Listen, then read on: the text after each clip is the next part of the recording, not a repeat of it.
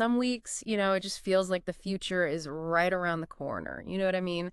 And this week in AI, yeah, it was definitely one of those weeks. You've all sent in a ton of articles, videos, all about the latest AI news. So I know you're not just here for the headlines. You want the why, right? You Absolutely. want the so what. Yeah. So that's what we're going to do today. We're going to take a deep dive into this past week's AI developments and figure out not just what changed, which is a lot, but why it matters, how it might actually affect your life. You ready? Oh, absolutely. And I think what's really interesting right now is we're seeing a shift from like individual AI tools, to this future where AI is just like baked into everything we do. Yeah, it's like AI is going from like guest star to the main character in our That's lives. a great way to put it. And speaking of main characters, the buzziest term this week seemed to be AI agent. OpenAI even went so far as to predict 2025 as like the breakout year for this tech. What's behind that prediction? What do they know that we don't?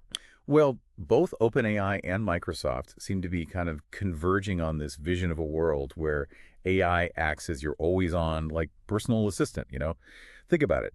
What if AI could not only, like, draft your emails, but also manage your schedule, make your travel arrangements, even anticipate what you need before you even ask? Okay, so it's like having a super efficient, hyper competent like digital assistant who's always one step ahead. I mean, on the surface, that sounds Oh, amazing, but I can't help but think about like the potential downsides here. Oh, absolutely. Yeah. I mean, one of the biggest concerns, of course, is privacy. Right. For these agents to be effective, they would need access to a treasure trove of your personal data, Mm, your schedule, your contacts, your browsing history, yeah. maybe even like your shopping habits, how that data is used, how it's stored, how it's protected. That's something we really need to be very careful about. Yeah, it's like this trade-off, right? Incredible convenience in exchange for like potentially giving up a significant amount of personal information, not to mention the security risks. I mean, what happens if someone figures out how to like manipulate these agents? Could they like hijack your schedule, impersonate you in emails? I mean, could they even mess with your finances? Yeah, those are critical questions. And I think it really highlights the importance of you know, responsible AI development. Yeah. But I mean, we also have to acknowledge the positive potential here, right? Yeah. Imagine being able to offload all those mundane tasks, those like annoying things you have to do every day to your AI agent, Yeah. freeing up your time and mental energy for more creative work, for spending time with your family, for, the things that really matter. Okay, I see both sides. I get it. It's like any powerful tool, it can be used for good or bad. Mhm. Speaking of tools, one thing that really struck me this week was just the focus on making AI more user friendly, even for people who aren't, tech savvy. Exactly. Like we saw that with OpenAI's revamped Canvas, right? Yeah. It's basically like having this built-in writing assistant and editor that anyone can use, regardless of their technical skills. I was playing around with it earlier, and it's shockingly intuitive. You can literally type in plain English, like what kind of changes you want to make, adjust the tone of the writing. You can even add emojis. Oh, wow. It's wild. I haven't even tried the emoji thing. Oh, it's kind of amazing, but even more impressive, I think, is what's happening with image editing. Oh, yeah, you're talking about Microsoft's new click-to-do features in Windows, Yes, like right? weaving AI directly into everyday software. It's incredible. You want to remove a distracting background from a photo, no need to, wrestle with Photoshop. Right. Just click and tell your computer what to do. It's amazing. This is the kind of AI integration I think most people can get behind. Solely. Powerful tools made really simple to use. And what makes it even more exciting is this power isn't limited to just these big tech companies anymore, right? Right. Open source AI is gaining serious ground. Okay, quick recap for our listeners who might not be familiar with open source. It basically means the code behind the software is freely available for anyone to use, modify, distribute as they see fit. You got it.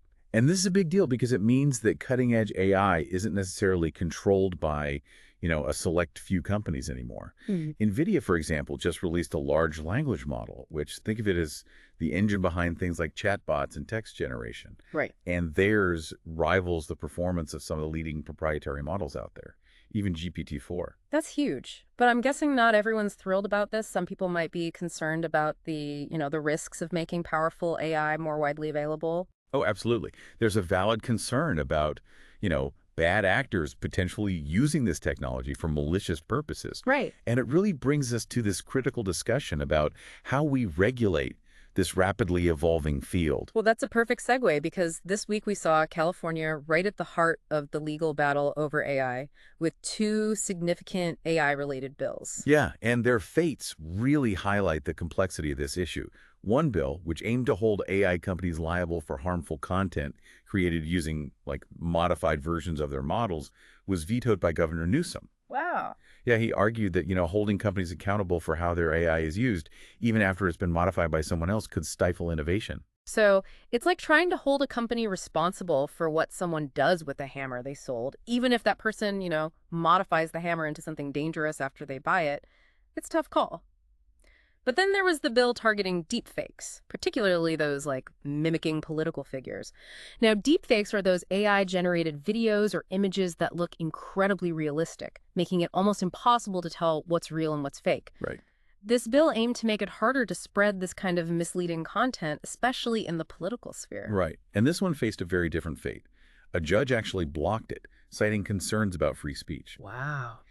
The court argued that forcing people to disclose that a politically charged image or video was AI-generated could be seen as, compelled speech, which infringes on their First Amendment rights. So we have one bill vetoed for potentially stifling innovation, another blocked for potentially limiting free speech. It seems like lawmakers are kind of stuck between a rock and a hard place, trying to figure out how to regulate a technology that's changing faster than the law can keep up. It's like trying to hit a moving target. Yeah. And these are just the opening arguments in what's likely to be a very long and complicated legal battle. Oh. But it underscores a really crucial point. This isn't just about, abstract technological advancements. Right. It's about real-world implications.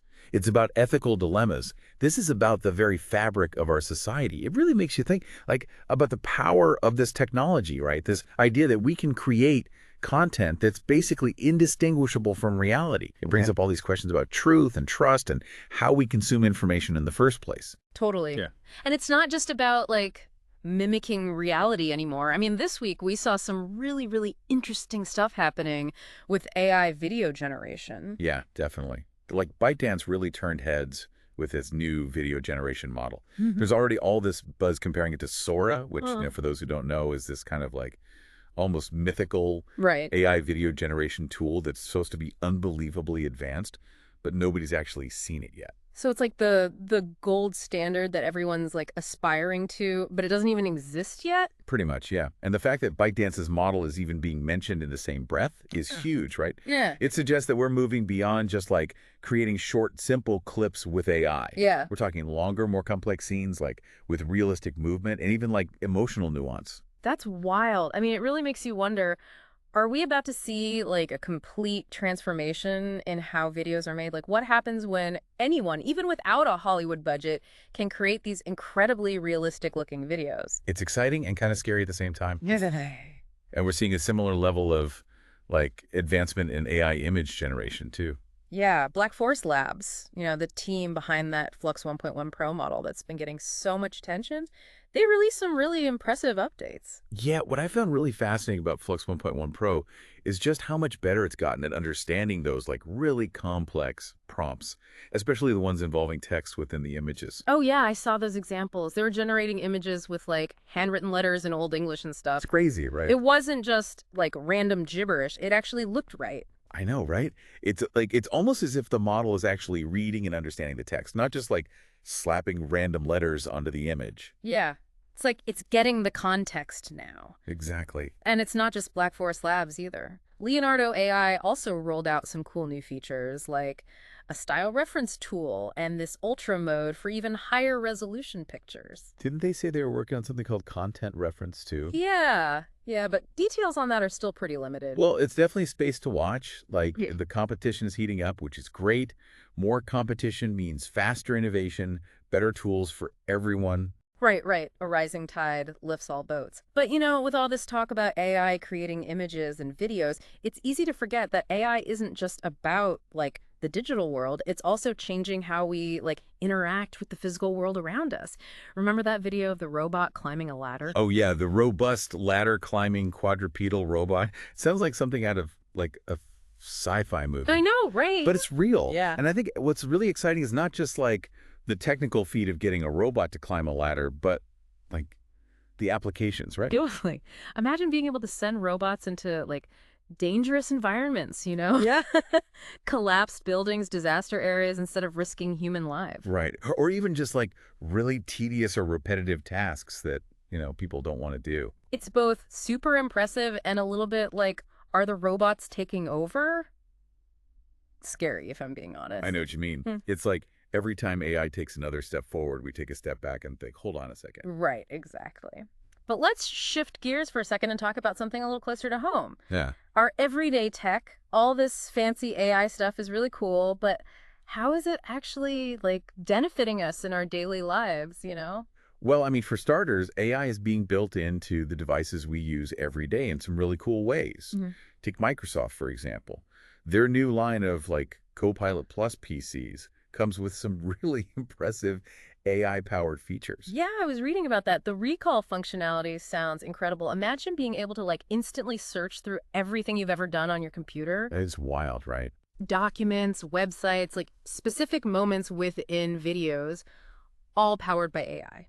Like having a perfect memory. Yeah, yeah. And it goes even further with those click to do features we were talking about earlier, like imagine just right clicking on a block of text Right. and you can instantly generate a summary, have it explained to you in simpler terms, translate it to a different language.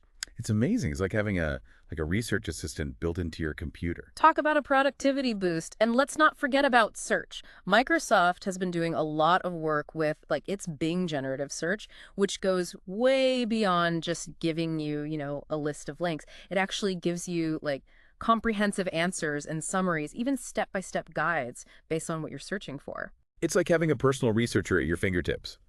And it's worth noting that they're actually starting to compensate publishers whose content is used in those AI-generated responses, Oh, that's great. which I think is really important. It's like a step towards addressing the ethical and economic implications of this technology. Yeah, it's good to hear they're thinking about that. But it's not just Microsoft jumping on the AI bandwagon, is it? I mean, even Amazon is getting in on the action with their new line of Fire tablets. Really? Yeah, they come with like AI writing assistants, web page summaries. Oh, wow. They can even make like AI generated wallpapers. So it's like AI is becoming as standard as like a camera or internet connectivity at this point. It really is. But before we start talking about like AI powered toasters, Right. there's one more development I want to touch on because it really blew my mind. Meta is giving their Ray-Ban Stories smart glasses a major AI upgrade. Wait, those glasses that let you like discreetly record videos and take pictures? Yeah. What are they doing? Give them facial recognition. No, no, no, nothing like that. It's actually, in my opinion, much cooler. They're adding like AI-powered memory features. What does that even mean? Imagine being able to look at something and say, hey, glasses, remember this. Okay. Need to find your car in a crowded parking lot. Right. No problem. Wow. Want to remember where you left your keys? Done. So it's like having a personal assistant that can jog your memory? Exactly. And it goes even further. The glasses will be able to like recognize QR codes and then open them on your phone. Oh. They can even make phone calls based on phone numbers that are in view. It's like they're cramming the future into a pair of sunglasses. I know, right. But, all this stuff we're talking about, it kind of points to something bigger, right? It's not just about like making our devices smarter. It's about changing how we like interact with technology.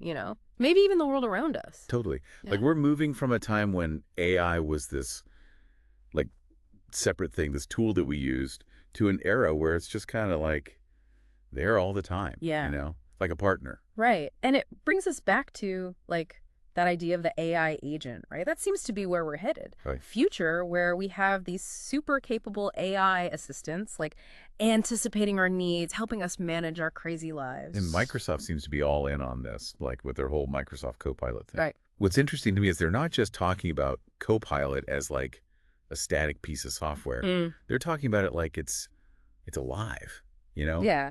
Like it learns about you, figures out what you need. Less like programming a computer, more like training a dog. You know what I mean? Okay, yeah, that's a little mind-blowing. Like, at what point does it stop being just a tool and start being something like more? Right. It's like a digital extension of yourself. Yeah, it's kind of blurring the lines, isn't it? It really is. I mean, I don't know. On the one hand, it's exciting. Like, imagine being able to just like offload all that mental work to your AI agent. Right. Like you need to book a flight, Yeah. schedule a meeting, Hmm. write a song even. You just tell your AI agent and it's done. But then, of course, there's the other side, the what ifs that keep me up at night. Oh, tell me about it. What if these AI agents make mistakes? What if someone figures out how to, like, use them for bad stuff? What happens then? Right. Like, are we giving up too much control when we hand over so much of our life to these digital things? It's a lot to think about. It feels like we're standing on the edge of something brand new, and it's full of potential, but also like a lot of unknowns. Totally. And I think that's what makes this whole AI thing so fascinating. It's not just about the tech itself. It's about what it means to be human in a world where, like, these lines are getting blurred all the time. It really makes you think. So, for those of you listening trying to make sense of all this, what's the key takeaway here? I think it comes down to this. AI isn't the future anymore. It's right now. It's happening. It's here. And it's already a part of our lives, whether we realize it or not. Like, staying informed, it's not about being a tech whiz. It's about being like a responsible citizen in the 21st century. Couldn't have said it better myself. This isn't about like geeking out on gadgets. It's about understanding how this stuff is shaping our world. Right. And what kind of future we want to create with it. Exactly. So, as you're out there playing with these new AI tools, ask yourself, what are the benefits? What are the risks? And how can I be part of making sure this stuff is used for good? It's a conversation we all need to be a part of. Absolutely. And on that note, we'll leave you with plenty to think about. This has been an amazing deep dive into the world of AI. Can't wait to see what happens next week.